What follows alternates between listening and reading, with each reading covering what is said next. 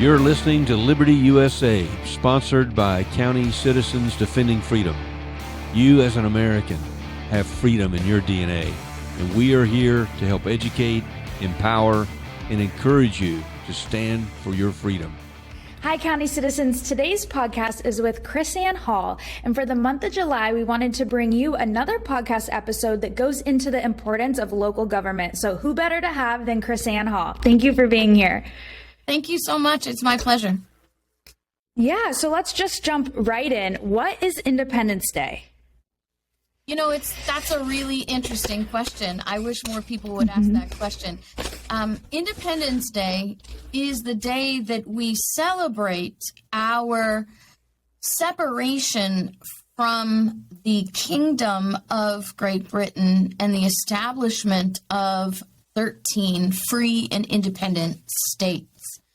You know, what's really interesting, and a lot of Americans actually know this, our legal Independence Day is not July 4th.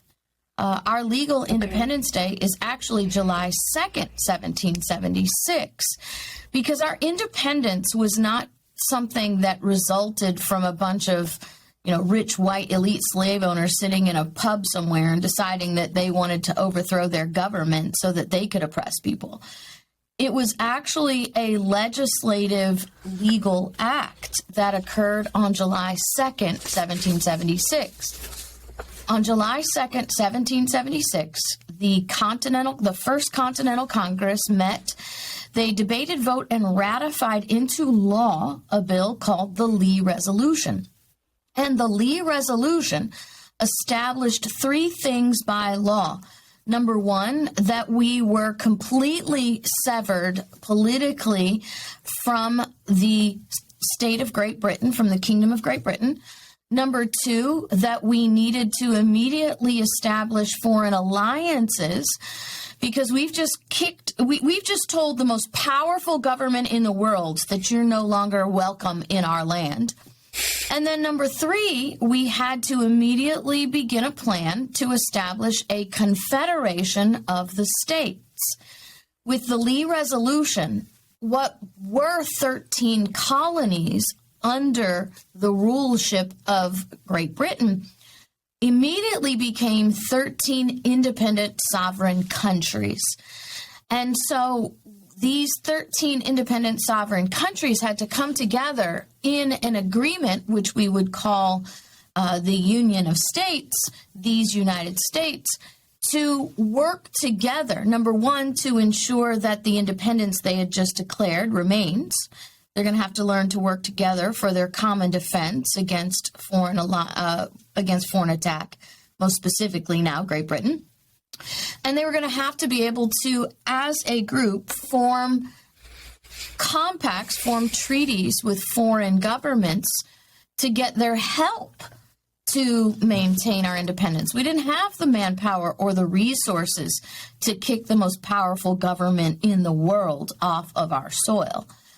And so on July 2nd, 1776, by law, by legislative act, just as legally binding as anything that our Congress does today, pursuant to the Constitution, we became independent from Great Britain. And what's really, really interesting is that on July 3rd, 1776, John Adams wrote a letter to his wife, Abigail, remarking on how July 2nd will be an epic day in American history. July 2nd, he said, will be the day that we celebrate our independence forevermore. And so it was until 1868, when the federal government, by decree, declared that July 4th was our Independence Day instead of July 2nd. I didn't know that. So do you celebrate both? Yes, we do. We actually celebrate July 2nd in our home and with our friends that actually know the true Independence Day. And then we celebrate July 4th with everybody else. July 4th is if you read the last paragraph of the Declaration of Independence, the last paragraph of the Declaration of Independence teaches us what the purpose of the Declaration of Independence was. And it says, we solemnly publish and declare. So we were publishing and declaring internationally what we had done legally 2 days prior. And for those who don't know, what did our country look like under Great Britain? Well, that is a very interesting question because people had lives, they had families, they went to work, they went to church.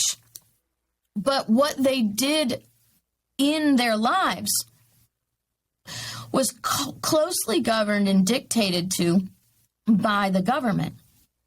So they had to pay taxes to the government in order to run their businesses.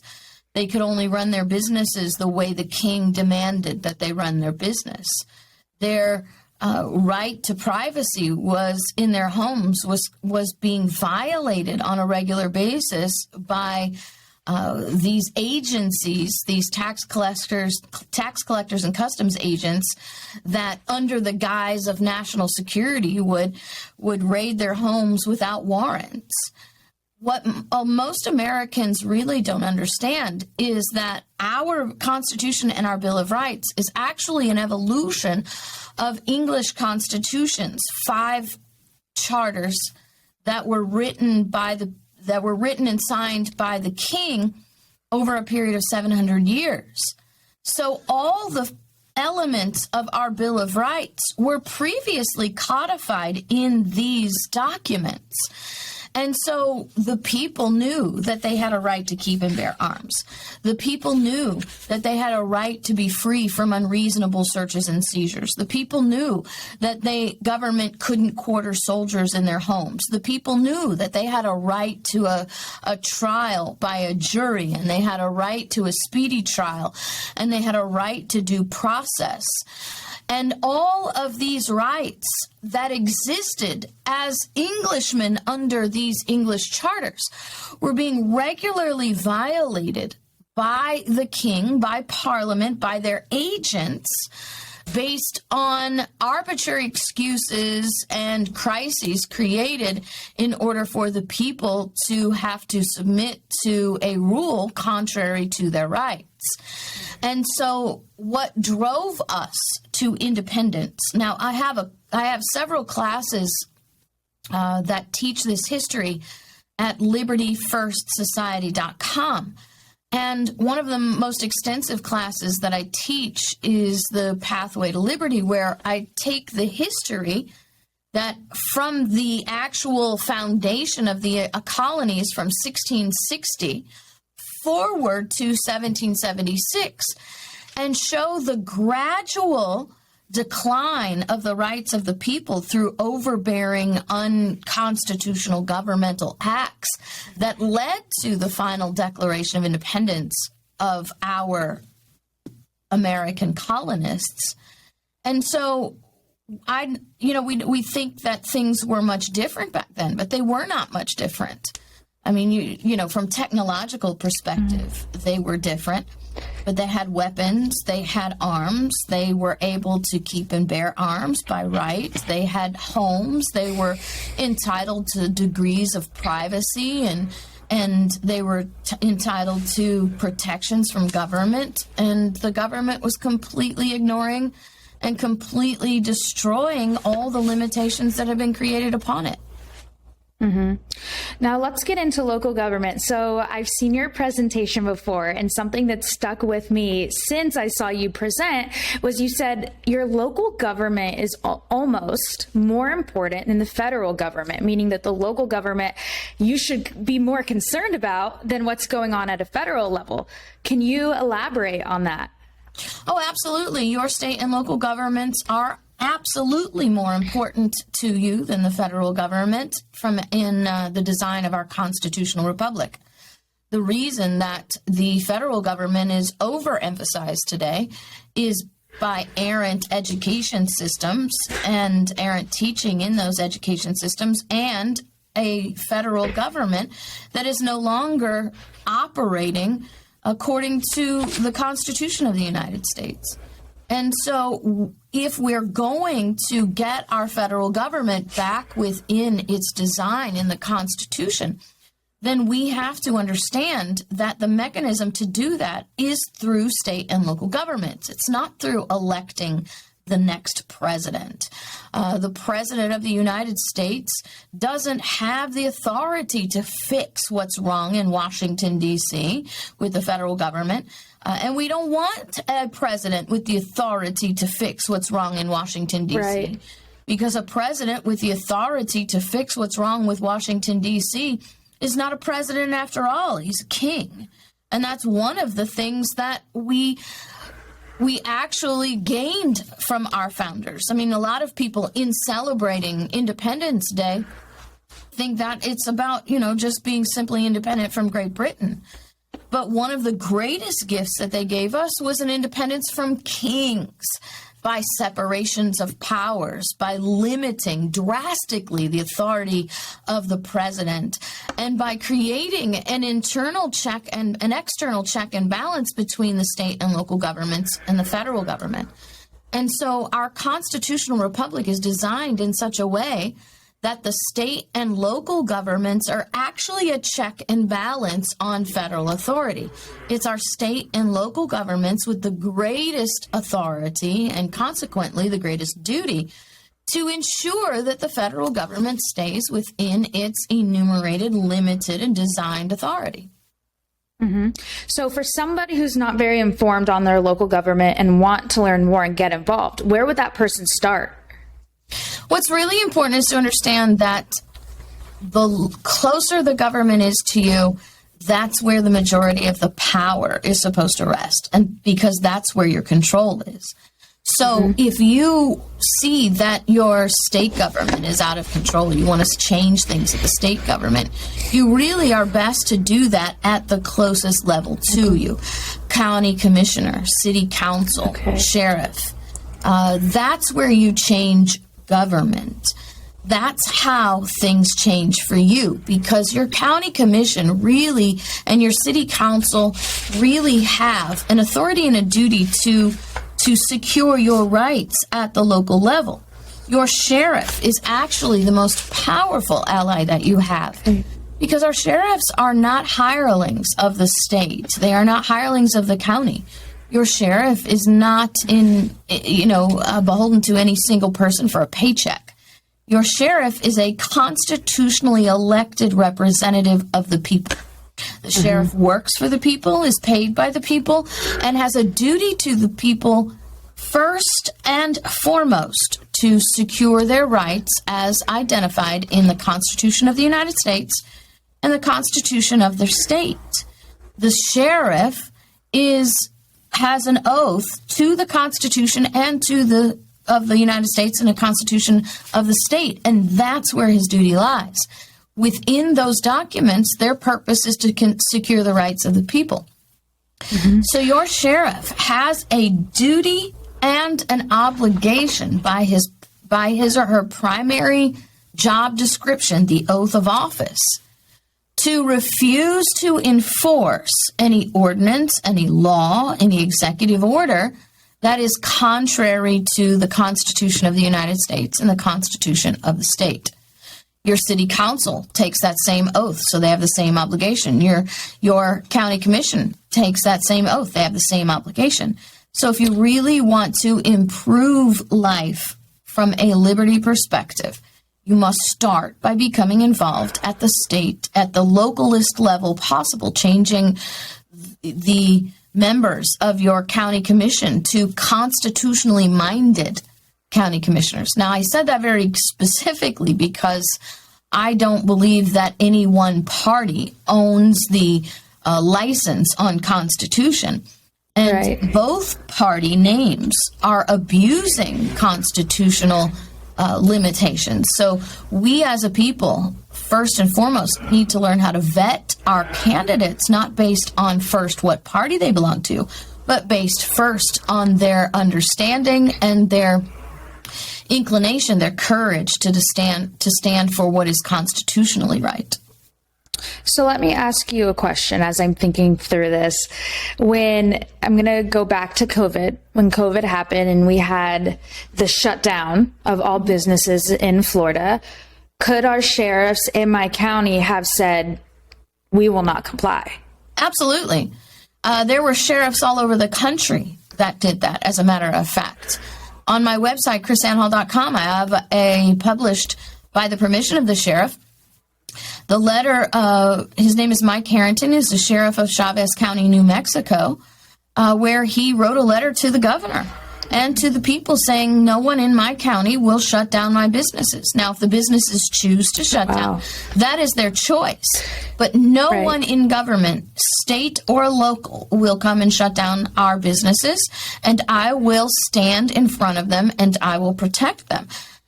There's a sheriff also who deputized every member of a church because the state threatened to shut down the church if the church refused to close down.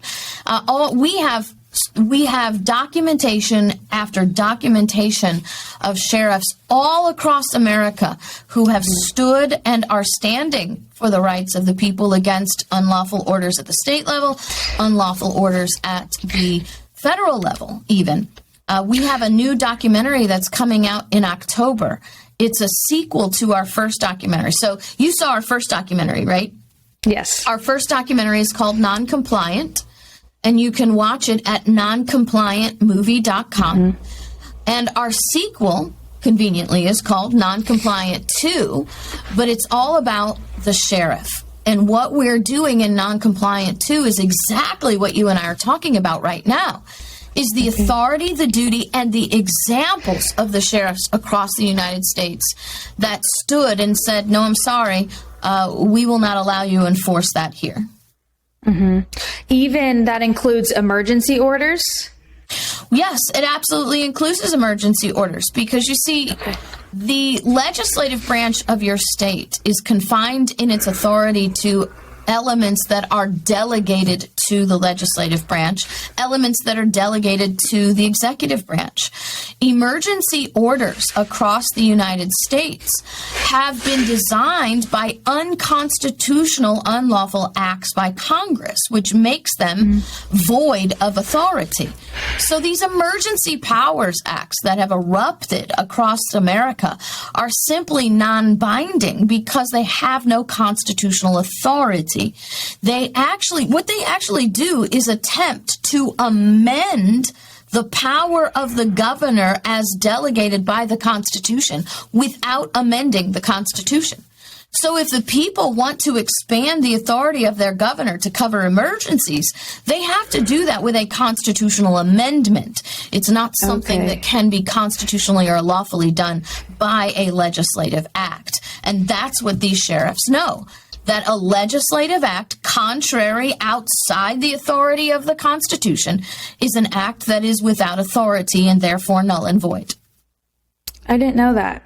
You see, I didn't see any of that on the news, and I certainly didn't learn that during COVID. So that's new information, but it has me thinking, but now let me ask you this. There were a couple instances in the state of Florida where sheriffs arrested business owners or pastors for keeping their churches open. What happens after that arrest? Does it have nothing to stand on, so it's null and void and goes away, or?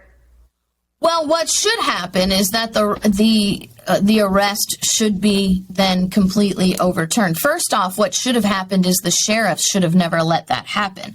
The sheriff should have never effectuated that arrest. The sheriff failed in their duty in those instances and actually became a king himself or an arm of a king without lawful authority. So first, the protection of the sheriff failed in those instances. The pastor in Hillsborough County, Florida, that was Rodney Howard Brown, who was arrested by the sheriff, Chad Chronister, who, by the way, professes to be a Republican, was a completely unconstitutional act and was thrown out of court, was dismissed because it was an unconstitutional act. And the pastor's record was completely expunged. It's as he was completely vindicated and had everything wiped off his record. Not only that, less than 3 days later, Governor DeSantis came out and said, you can't arrest sheriffs for not, or you can't arrest pastors for not shutting down our churches. Our churches are an essential element to who we are. We have a right to assemble, and that is violated if we are arresting pastors for closing our churches. And so we are watching the majority of these when people fight them, because some people just didn't want to go through the trouble to fight them. But we joined up with that pastor. We joined up with Liberty Counsel to make sure that pastor had a fight. And the pastor was not going to stop fighting, by the way. Pastor was not going to close down his church, and he never closed down his church, and he still never closed down his church. That church has had service every single day. It's the River Church in Tampa, Florida, and they have had service every single day since that arrest. So we have helped him do that. That's amazing. What would you say the main responsibility of the local government is? Well, the main responsibility of every government is outlined in the Declaration of Independence, and it is the Declaration of Independence reads, to secure these rights, meaning the natural rights of the people. To secure the natural rights of the people, the governments are instituted among men, deriving their just power from the consent of the governed. And so every government, which includes local government, has a duty, and the duty has two parts. Part number one, first and foremost, the duty and responsibility of every government is to secure the rights, the natural rights of the people. Not to define them, not to limit them, not to infringe upon them. Every government has a duty to secure our rights as individuals. There's not collectively, but as individuals. And within that duty to secure our rights, every government, including the county government, has an obligation to operate within the confines of the consent of the people. Remember, to secure the natural rights of the people, governments are instituted among men, deriving their just power from the consent of the governed. So a just government always works within the confines of the consent of the people. And the consent of the people is found in the Constitution. So our consent is specifically written, is specifically enumerated and designed within our Constitution. So the local government, the county government, has a duty to secure the rights of the people and a duty to follow the Constitution. And anything, as I mentioned before, anything that the county does outside the Constitution or contrary to the Constitution lacks the consent of the people, is the mark of an unjust government, and is null and void. Right. And so last time you were on Liberty USA, you taught me something that I will probably never forget. And we were having a discussion about the draft leak of Roe v. Wade. And I asked you, why would the Supreme Court have to overturn something if the states have the power? And so you explained that in a way that I have understood, and I've been able to teach my friends and family as well from that point of view. But now fast forward a couple of weeks, Roe v. Wade has been overturned, and I'm seeing a lot of stuff on social media of people saying, why do we have a constitution? Why do we have to uphold this?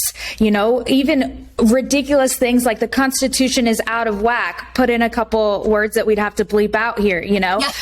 What do you say to people that are like, we don't need the Constitution anymore because that's probably coming? Well, you know, you can only have that perspective. You can only endorse that ideology when you really have a terrible lack of understanding of government and human nature in general.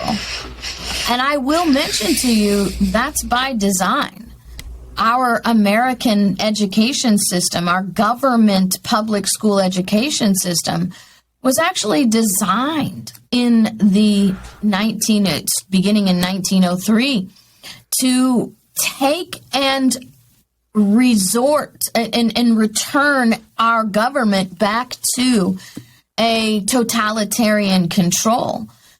In the mid-1800s, the Marxists started infiltrating our education system by taking over the colleges and the textbooks and designing a Marxist ideology within the education system.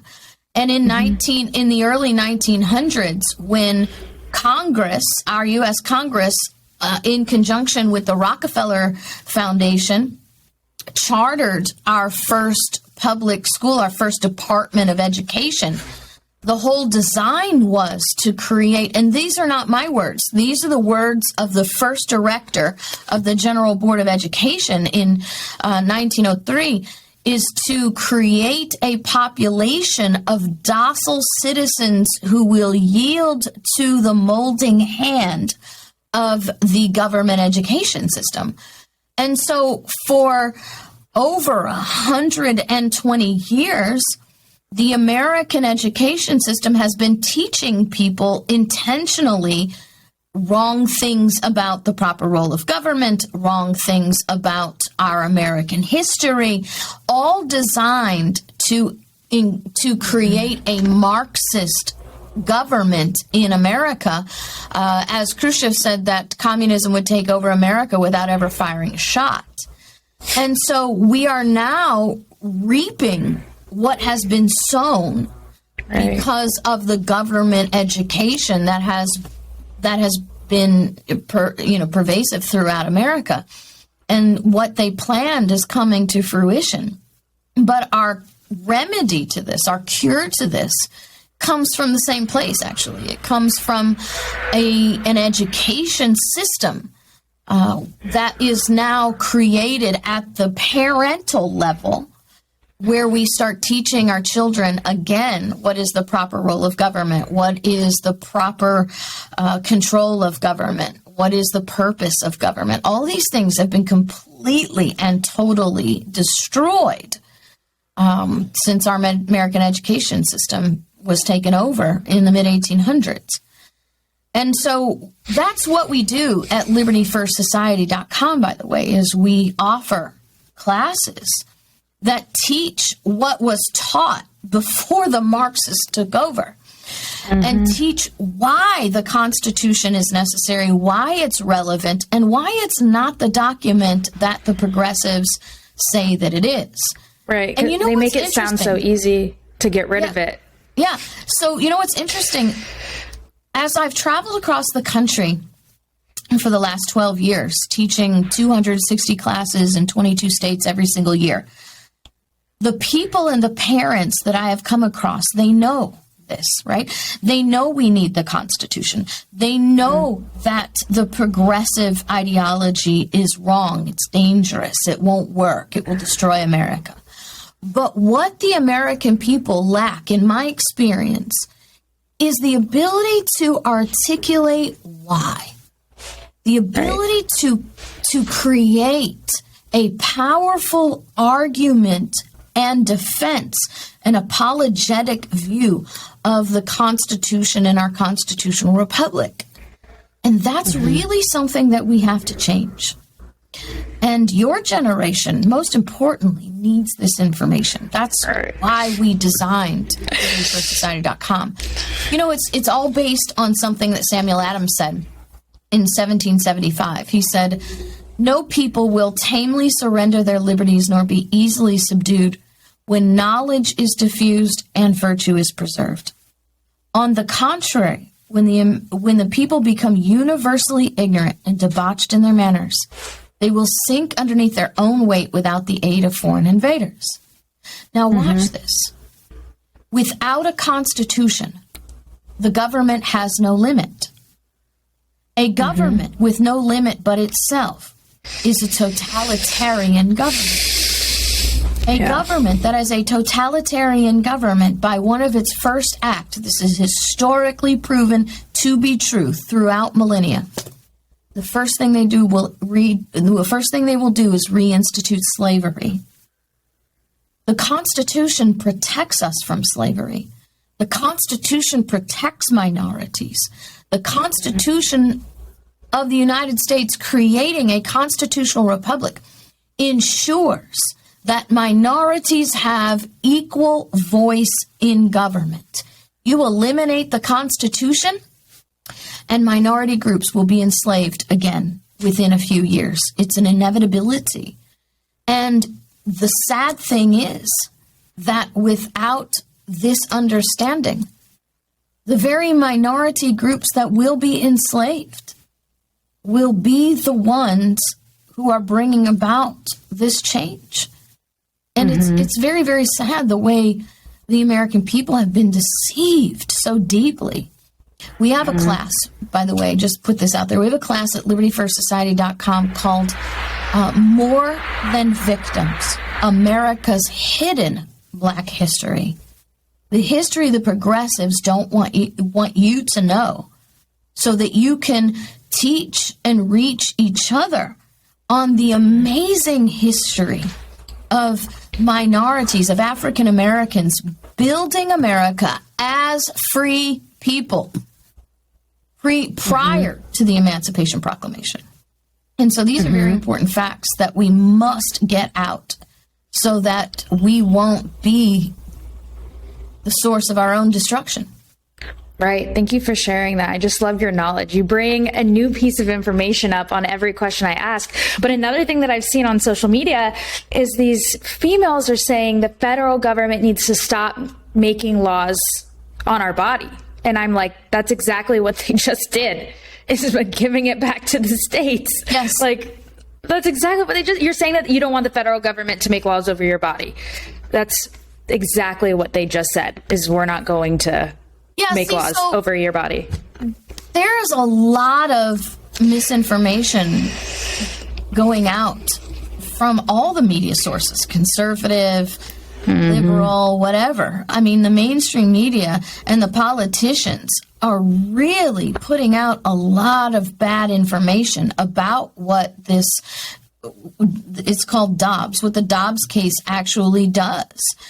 And, you know, it's very wicked. I just can't think of any other name but wicked, because what the misinformation is designed to do is to make a political deception so that people will make decisions based on emotions and politics and not based on facts.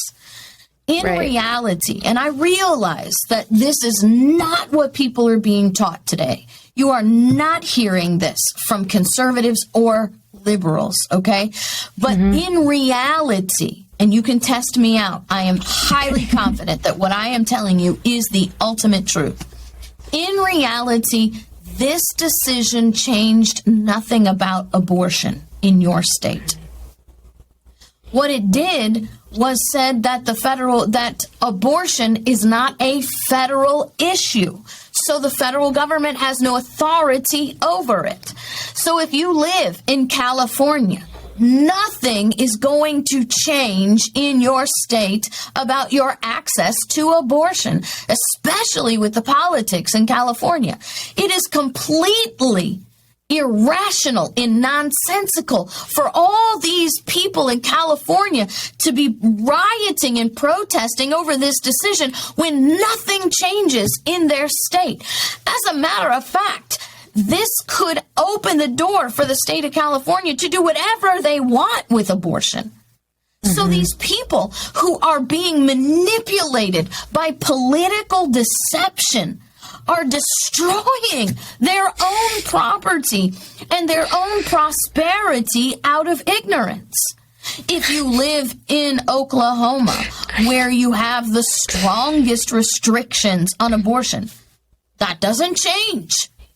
And if you live in a state where there are some restrictions and not other restrictions, that doesn't change with the Dobbs opinion.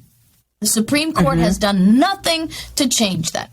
What it does do is gives the people the option to change it locally. So if you live here in Florida, which has an absolutely pathetic record for pro-life legislation, in spite of the fact that we have a Republican majority in the House and a Republican majority in the Senate, for over a decade that I have been involved in politics, the Republican leadership in Tallahassee has refused to pass pro-life legislation.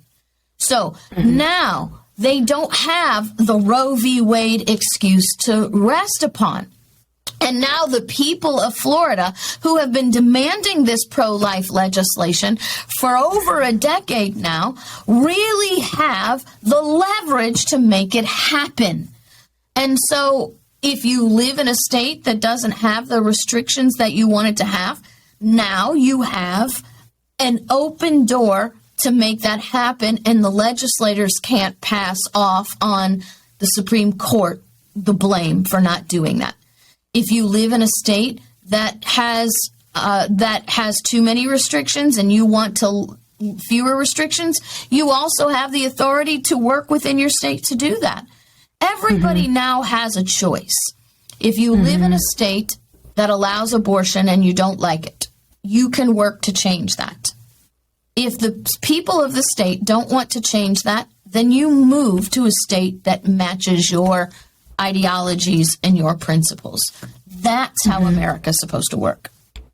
And that's a perfect example of national government, federal government, and how it goes back to the states and then trickles down to your local county government. Right. You know, exactly. So thank you for perfectly explaining that and coming on and telling us about the importance of local government. I really appreciated having you back on Liberty USA again. Oh, it's been my pleasure. You know, I will come back anytime you let me. Thank you, KrisAnne. God bless you guys. Thank you for tuning in to Liberty USA, sponsored by County Citizens Defending Freedom. Give us a like or drop a comment, follow us on social media, and share with your friends. If you liked what you heard, support our mission in empowering American citizens to defend their freedoms and liberty at the local level. Learn more and fund your freedom today by donating at ccdfusa.com. Remember, freedom is in your DNA.